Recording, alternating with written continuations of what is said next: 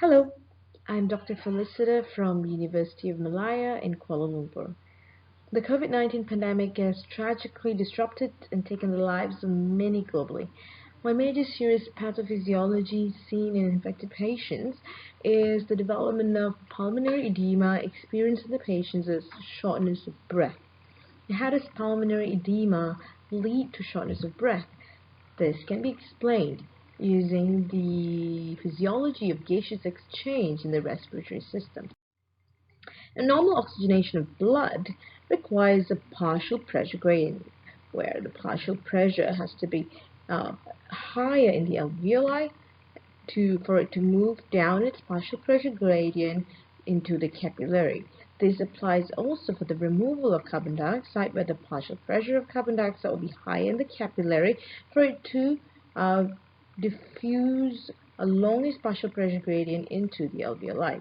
Now, as you can see, the partial pressure of oxygen in the alveoli is about 100 millimeter mercury, whereas in the partial pressure of oxygen in the capillary or in the mixed venous blood in the capillary is about 40 millimeter mercury, and this facilitates the diffusion of oxygen from the alveoli into the mixed venous blood in the capillary. In less than half the pulmonary transit time, the partial pressure of oxygen in the venous blood will equilibrate to become the same as the partial pressure of oxygen in the alveolar air. So upon sufficient oxygenation, the partial pressure of oxygen in the capillary will now be 100 millimeter mercury, and that oxygen is then transported to all the organs for the supply to the tissues.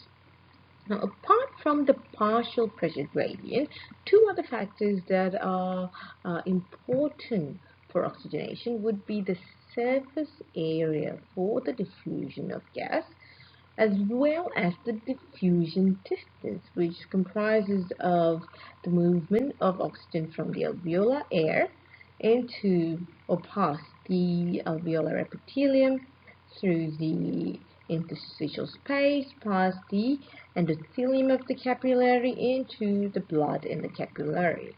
In a normal healthy person, this diffusion distance is the same, unchanged.